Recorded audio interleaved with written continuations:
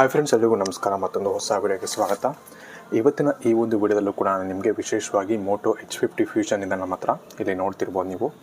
ಒಂದು ಸತಿ ಒಂದು ಬ್ಯಾಕ್ ಕೇಸ್ನ ರಿಮೂವ್ ಮಾಡಿಬಿಡ್ತೀನಿ. ಯಾಕಂದರೆ ಹೀಟಿಂಗು ತುಂಬ ಜನ ಬ್ಯಾಕ್ ಕೇಸ್ ವಿತ್ ಬ್ಯಾಕ್ ಕೇಸೇ ಯೂಸ್ ಮಾಡ್ತಾರೆ. ಬಟ್ ಆದರೂ ಕೂಡ ವಿತೌಟ್ ಬ್ಯಾಕ್ ಕೇಸು ನಾನು ಈ ಒಂದು ಗೇಮಿಂಗ್ ರಿವ್ಯೂವನ್ನು ಮಾಡ್ತಿದ್ದೀನಿ. ವಿಶೇಷವಾಗಿ BGMI ಬ್ಯಾಟಲ್ ಗ್ರೌಂಡ್ ಮೊಬೈಲ್ ಇಂಡಿಯಾನ ಆಡ್ತಿದ್ದೀನಿ. ಯಾಕೆಂದರೆ ಆಲ್ಮೋಸ್ಟ್ ತುಂಬ ಜನ ಇದೇ ಗೇಮ್ನ ಆಡ್ತಾರೆ. ಈ ಒಂದು ಕಾರಣದಿಂದಾಗಿ ನಾನು ಕೂಡ ಇದೇ ಗೇಮ್ನ ನಿಮಗೆ ಆಡಿ ತೋರಿಸ್ತೀನಿ ಯಾವ ರೀತಿ ಇದೆ ಪರ್ಫಾರ್ಮೆನ್ಸ್ ಅಂತ. ಸೊ ಹಾಗಾಗಿ ಆದಷ್ಟು ಈ ಒಂದು ವಿಡಿಯೋನ ಪೂರ್ತಿಯಾಗಿ ನೋಡೋಣ ಮರಿಬೇಡಿ. ನಾರ್ಮಲಾಗಿ ನಾನು ಫಸ್ಟು ಈ ಥರ ನಿಮಗೆ ಹ್ಯಾಂಡ್ ಕ್ಯಾಮ್ ಮಾಡಿ ನಿಮಗೆ ಗೇಮ್ ಪ್ಲೇಯನ್ನು ತೋರಿಸ್ತೀನಿ. ನಂತರ ನಿಮಗೆ ಫುಲ್ಲು ನಿಮಗೆ ಸ್ಕ್ರೀನ್ ರೆಕಾರ್ಡ್ ಆಗಿರುವಂಥ ಒಂದು ಗೇಮ್ ಪ್ಲೇಯನ್ನು ಕೂಡ ನಾನು ನಿಮಗೆ ತೋರಿಸ್ತಾ ಇದ್ದೀನಿ. ಹಾಗಾಗಿ ವಿಡಿಯೋನ ಪೂರ್ತಿಯಾಗಿ ನೋಡೋಣ ಮರಿಬೇಡಿ. ಸೊ ಯಾವ ರೀತಿದು ಓಪನ್ ಆಯಿತು ಅಂತ ನೀವು ನೋಡ್ಬೋದು, ಲೋಡಿಂಗ್ ಟೈಮ್ ಹೆಂಗಿತ್ತು ಅಂತ. ಸೊ ಅದನ್ನು ಕೂಡ ನೀವು ಅಬ್ಸರ್ವ್ ಮಾಡಿರ್ತೀರ ಅಂತ ಅಂದ್ಕೊಳ್ತೀನಿ. ನಾನು ಫುಲ್ಲು ಏನಂತಾರೆ ಕಟ್ ಮಾಡ್ದೇ ನಿಮಗೆ ಓಪನ್ ಮಾಡಿದ್ದೀನಿ. ಸೊ ಎಷ್ಟು ನಿಮಿಷ ತೊಗೊಂಡಿದೆ ಅಂತ ನೀವೇ ಒಂದು ಸತಿ ನೋಡ್ಕೊಬೋದು ಬೇಕಾರೆ. ಸೊ ಈ ಥರ ಇದೆ. ಇನ್ನು ಗ್ರಾಫಿಕ್ಸ್ ವಿಷಯಕ್ಕೆ ಬಂದರೆ ಸೆಟ್ಟಿಂಗ್ಸ್ ಹೋಗಿ ನಾವು ಗ್ರಾಫಿಕ್ಸ್ ಯಾವ್ದಾದ್ರು ಸಿಗುತ್ತೆ ಅನ್ನೋ ಒಂದು ವಿಷಯಕ್ಕೆ ಹೋದರೆ ಸ್ಮೂತ್ ಮತ್ತು ಎಕ್ಸ್ಟ್ರೀಮ್ ಸಿಗುತ್ತೆ, ಬ್ಯಾಲೆನ್ಸ್ಡ್ ಎಕ್ಸ್ಟ್ರೀಮ್ ಸಿಗುತ್ತೆ. HDಯಲ್ಲಿ ನಮಗೆ HDಯಲ್ಲೂ ಕೂಡ ಎಕ್ಸ್ಟ್ರೀಮ್ ಸಿಗುತ್ತೆ, HDRಲ್ಲೂ ಕೂಡ ಎಕ್ಸ್ಟ್ರೀಮ್ ಸಿಗುತ್ತೆ. ಸೊ ಇದು ಒಂದು ಒಳ್ಳೆ ವಿಷಯ ಅಂತಲೇ ಹೇಳ್ಬೋದು. ಸೊ 25,000 ಬಜೆಟಿಗೆ ನಿಮಗೆ HDR ಪ್ಲಸ್ ಎಕ್ಸ್ಟ್ರೀಮ್ ಸಿಗ್ತಿರೋದು ಒಂದು ಒಳ್ಳೆ ವಿಷಯ ಅಂತಲೇ ಹೇಳ್ಬೋದು. ಯಾಕಂದರೆ ತುಂಬ ಮೊಬೈಲಲ್ಲಿ ಇದು ಸಿಗೋದಿಲ್ಲ. ಸೊ ಇದು ಒಂದು ಒಳ್ಳೆ ವಿಷಯ ಅಂತಲೇ ಹೇಳ್ಬೋದು.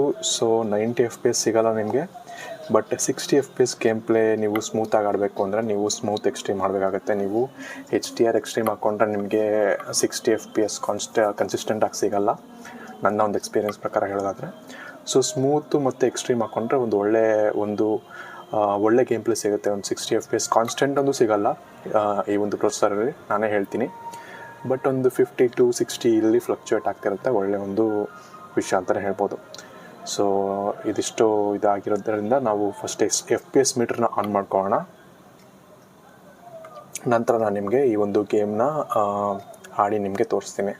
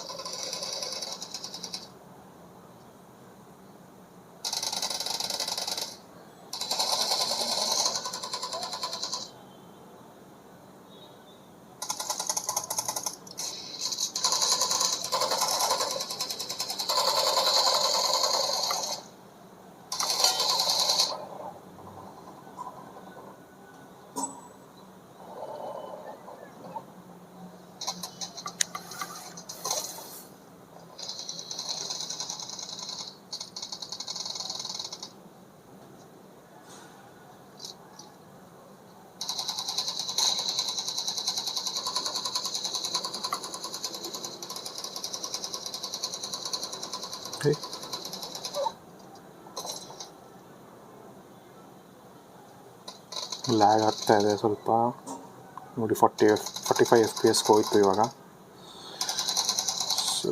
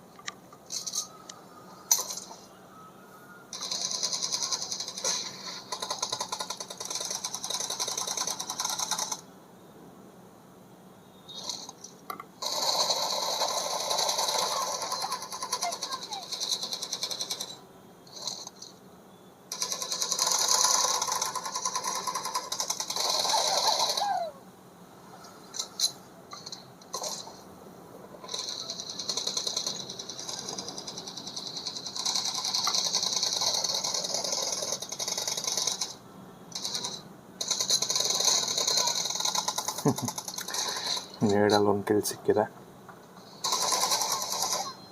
ಸೊ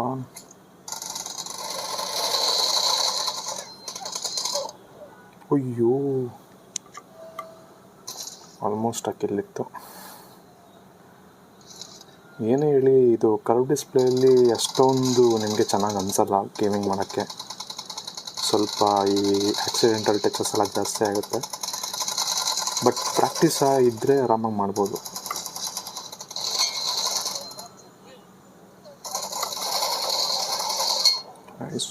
ಅಯ್ಯೋ ಹೇಳ್ತಿರ್ಲಿಲ್ಲ.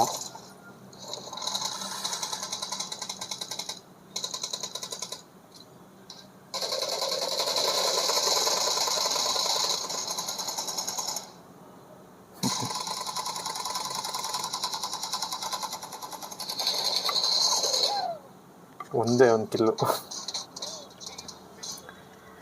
ಎಸ್, ಫಸ್ಟ್ ಮ್ಯಾಚ್ ಗೆದ್ದಿದ್ದೀವಿ. ನೋಡೋಣ ಅಂದು MV ಬರುತ್ತಾ ಅಂತ. ಸೊ ಇಲ್ಲ, ಯಾರೋ ಬೇರೆಯವ್ರು ಬಂದಿದೆ, ಸೇಮ್ ಕಿಲ್ಸ್ ಇದೆ.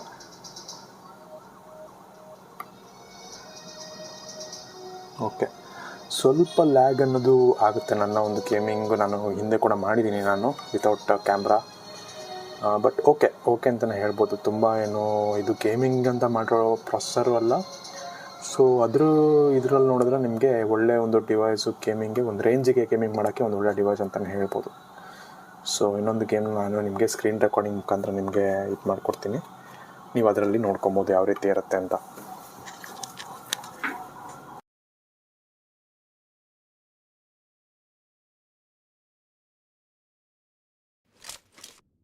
This is a simulation game set in a virtual world and does not represent real life.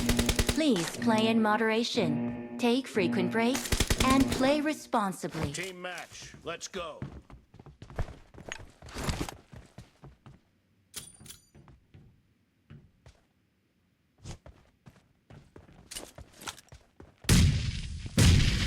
The blue team has scored for the first time! Enemy down! Reloading!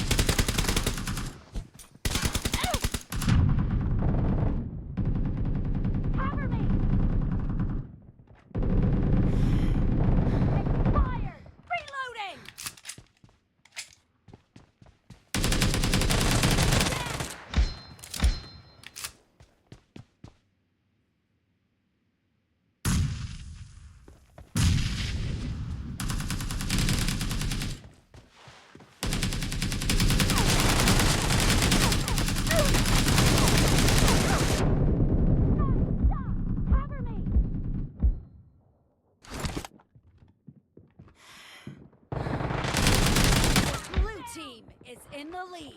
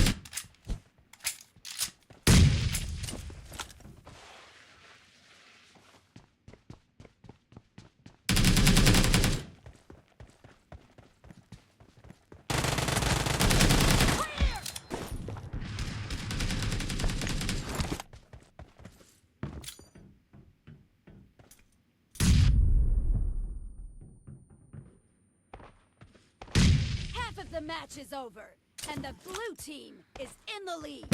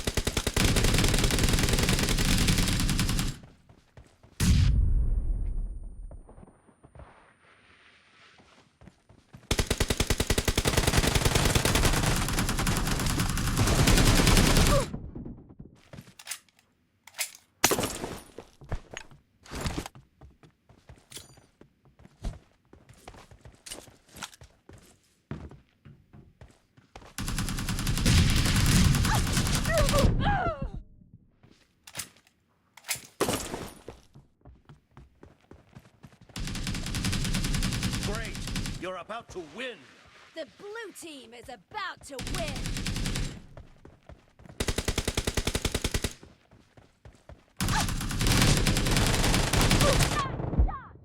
Reloading!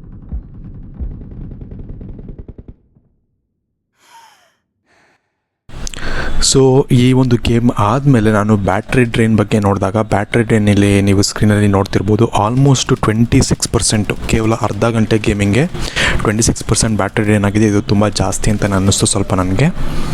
ಅದನ್ನು ಕೂಡ ಸ್ವಲ್ಪ ನಾನು screen recording ಕೂಡ on ಮಾಡಿದ್ದೆ, ಅದಕ್ಕೆ ಸ್ವಲ್ಪ ಜಾಸ್ತಿ ಆಗಿರ್ಬೋದು ಅನ್ನೋದು ನನ್ನ ಅನಿಸಿಕೆ. ಸ್ವಲ್ಪ ಹೆವಿ ಟಾಸ್ಕ್ ಅನ್ನೋದು ಈ ಒಂದು ಸ್ಮಾರ್ಟ್ಫೋನ್ ಮೇಲೆ ಬಿದ್ದಾಗ ಸ್ವಲ್ಪ ಬ್ಯಾಟ್ರಿ ಡ್ರೈನ್ ಜಾಸ್ತಿನೇ ಆಗುತ್ತೆ. ಇದನ್ನು ಎಕ್ಸ್ಪೆಕ್ಟ್ ಮಾಡಲೇಬೇಕಾಗತ್ತೆ. ಸೊ ಅದು ಬಿಟ್ಟರೆ ಎಲ್ಲ ಚೆನ್ನಾಗಿದೆ ಅಂತಲೇ ಹೇಳ್ಬೋದು.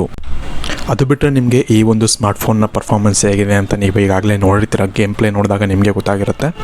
ಹೌದು, ಫ್ರೇಮ್ ಡ್ರಾಪ್ಸ್ ಆಗುತ್ತೆ ಸ್ವಲ್ಪ. ಇದು ಗೇಮಿಂಗ್ ಅಂತ ಮಾಡೋ ಡಿವೈಸ್ ಅಲ್ವೇ ಅಲ್ಲ, ಬಟ್ ನಾರ್ಮಲ್ ಯೂಸೇಜ್ಗೆ ತುಂಬ ಒಳ್ಳೆ ಡಿವೈಸ್ ಅಂತಲೇ ಹೇಳ್ಬೋದು, ಅಥವಾ ಕ್ಯಾಶುವಲ್ ಗೇಮಿಂಗ್ಗೆ ನಿಮಗೆ ಒಳ್ಳೆ ಡಿವೈಸ್ ಅಂತಲೇ ಹೇಳ್ಬೋದು. ಕರ್ವ್ ಡಿಸ್ಪ್ಲೇ ಕೂಡ ಇರೋದ್ರಿಂದ ಇದರಲ್ಲೂ ಕೂಡ ಸ್ವಲ್ಪ ನಿಮಗೆ ಮಿಸ್ಟಚ್ ಜಾಸ್ತಿ ಆಗುತ್ತೆ. ಸ್ವಲ್ಪ ಮಿಸ್ಟೇಕಾಗಿ ಟಚ್ ಆಗೋದು, ಈ ಕರ್ವ್ ಇರೋ ಏರಿಯಾದಲ್ಲಿ ಸ್ವಲ್ಪ ಟಚ್ ಆದಾಗ ಸ್ವಲ್ಪ ಮಿಸ್ ಆಗಿ ಟಚ್ ಆಗೋದು ಎಲ್ಲ ಜಾಸ್ತಿ ಆಗುತ್ತೆ. ಇದರಿಂದ ನಿಮ್ಮ ಗೇಮಿಂಗ್ ಎಕ್ಸ್ಪೀರಿಯೆನ್ಸ್ ಕೂಡ ಸ್ವಲ್ಪ ಚೆನ್ನಾಗಿರಲ್ಲ ಅಂತಲೇ ಹೇಳ್ಬೋದು. ಅದು ಬಿಟ್ಟರೆ ಇದೊಂದು ಒಳ್ಳೆ ಡಿವೈಸ್, ನಾರ್ಮಲಿ ಯೂಸೇಜ್ ಮಾಡೋಕ್ಕೆ ಒಳ್ಳೆ ಡಿವೈಸ್ ಅಂತಲೇ ಹೇಳ್ಬೋದು. ಸ್ಲೈಡ್ ಗೇಮಿಂಗ್ಗೆ ಇದು ಒಳ್ಳೆ ಡಿವೈಸ್ ಅಂತಲೇ ಹೇಳ್ಬೋದು. ಗೇಮಿಂಗ್ಗೆ ಮಾಡಿರೋ ಡಿವೈಸ್ ಇದು ಅಲ್ಲ, ಅದಂತೂ ಪಕ್ಕ ಹೇಳ್ಬೋದು. ಆದರೆ ಕಂಪೇರ್ ಮಾಡಿದಾಗ ನಾವು ಇದನ್ನು H50 ಪ್ರೋಗೆ ನಾನು ಕಂಪೇರ್ ಮಾಡಿದಾಗ ಇದು ಒಳ್ಳೆ ಡಿವೈಸ್ ಅಂತಲೇ ಹೇಳ್ಬೋದು. ಯಾಕೆ ಅಂದರೆ ಅದರಲ್ಲಿ ಪ್ರೊಸೆಸರ್ ಸ್ವಲ್ಪ ಅಪ್ಗ್ರೇಡ್ ಆಗಿದ್ದರೂ ಕೂಡ ಅದರಲ್ಲಿ ಸ್ವಲ್ಪ ಪ್ರಾಬ್ಲಮ್ಗಳು ಇದ್ದಾವೆ. ನಾನು ಬೇರೆ ಟೆಕ್ ಚಾನಲ್ಗಳಲ್ಲಿ ಗೇಮಿಂಗ್ ರಿವ್ಯೂ, ನೀವು ಗೇಮಿಂಗ್ ರಿವ್ಯೂ ಅಂತ ಟೈಪ್ ಮಾಡಿ ನೀವು ನೋಡ್ಬೋದು ಬೇರೆ ಗೇಮಿಂಗ್ ರಿವ್ಯೂಗಳನ್ನ. ನಿಮಗೆ ಕನ್ನಡದಲ್ಲಿ ಸಿಗದೇ ಇರ್ಬೋದು, ಬಟ್ ಹಿಂದಿಲೆಲ್ಲ ಸಿಗುತ್ತೆ ನಿಮಗೆ. ಸುಮ್ಮನೆ ಅದರಲ್ಲಿ FPS ನೋಡಿ ಅಥವಾ ಹೀಟಿಂಗ್ ಟೆಸ್ಟ್ಗಳನ್ನ ಮಾಡಿರ್ತಾರೆ, ಅದನ್ನು ಕೂಡ ನೋಡ್ಬೋದು. ಅದೆಲ್ಲದರಲ್ಲೂ ಕೂಡ ಅದು ತುಂಬ ಒಂದು ಕೆಟ್ಟದಾಗಿ ಪರ್ಫಾರ್ಮೆನ್ಸ್ ಮಾಡುತ್ತೆ ಅಂತಲೇ ಹೇಳ್ಬೋದು. ಈ 3 ಡಿವೈಸ್ ಎಡ್ಜ್ 50 ಸೀರೀಸಲ್ಲಿ ನಿಮಗೆ ಕ್ಯಾಮ್ರಾ ಅನ್ನೋದು ಬಿಟ್ಟರೆ ನಿಮಗೆ ಬೇರೆ ಎಲ್ಲದರಲ್ಲೂ ಕೂಡ ಚೆನ್ನಾಗಿರೋದು ಅಂದರೆ ಅದು ಇದೆ ಅಂತಲೇ ಹೇಳ್ಬೋದು. ಕ್ಯಾಮ್ರಾ ಕೂಡ ಚೆನ್ನಾಗಿದೆ, ಬಟ್ 50 Pro ಅಲ್ಲಿ ನಿಮಗೆ ಸ್ವಲ್ಪ ಒಂದು ಎಕ್ಸ್ಟ್ರಾ ಕ್ಯಾಮ್ರಾ ಸಿಗುತ್ತೆ. ಅದರಲ್ಲೂ ಕೂಡ ನಿಮಗೆ UI ಅಲ್ಲಿ ಸ್ವಲ್ಪ ಪ್ರಾಬ್ಲಮ್ಗಳಿದೆ, ತುಂಬ ಪ್ರಾಬ್ಲಮ್ಗಳಿದೆ ಅದರಲ್ಲಿ. ಅದನ್ನು ಇನ್ನೂ ಕೂಡ ಸಾರ್ಟ್ ಮಾಡಿಲ್ಲ. ಅದೆಲ್ಲದಕ್ಕೂ ಕಂಪೇರ್ ಮಾಡಿದ್ರೆ ಇದು ಒಂದು ಬೆಟರ್ ಅಂತಲೇ ಹೇಳ್ಬೋದು. ಇನ್ನೂ ವಿಡಿಯೋ ಇಷ್ಟ ಆಗಿರೋ ಲೈಕ್ ಮಾಡಿ, ಶೇರ್ ಮಾಡಿ. ಹಾಗೆ ನೀವು ನಮ್ಮ ಚಾನಲ್ಗೆ ಸಬ್ಸ್ಕ್ರೈಬ್ ಮಾಡಿಲ್ಲ ಅಂದರೆ ಸಬ್ಸ್ಕ್ರೈಬ್ ಮಾಡ್ಕೊಳ್ಳಿ. ಹಾಗೆ ಆದಷ್ಟು ಈ ಒಂದು ವಿಡಿಯೋನ ಯಾರಾದರೂ ಈ ಒಂದು H50 ಫ್ಯೂಷನ್ನ ತೊಗೊಬೇಕು ಅಂತ ಇರೋರಿಗೆ ಆದಷ್ಟು ಶೇರ್ ಮಾಡಿ. ಯಾಕಂದರೆ ಇದು ಒಂದು ಹೆಲ್ಪ್ ಆಗುತ್ತೆ ಅವ್ರಿಗೆ. ಗೇಮಿಂಗ್ ಅಂತ ತೊಗೊಳ್ತಿದ್ದಾರೆ ವಿಶೇಷವಾಗಿ ಅಂದರೆ ಶೇರ್ ಮಾಡೋದ್ರಿಂದ ಅವ್ರಿಗೂ ಕೂಡ ಒಂದು ಐಡಿಯಾ ಬರುತ್ತೆ ಯಾವ ರೀತಿ ಇದು ಪರ್ಫಾರ್ಮ್ ಮಾಡುತ್ತೆ ಅಂತ. ಹಾಗಾಗಿ ವಿಡಿಯೋನ ಶೇರ್ ಮಾಡೋದನ್ನ ಕೂಡ ಮರಿಬೇಡಿ. ಧನ್ಯವಾದಗಳು.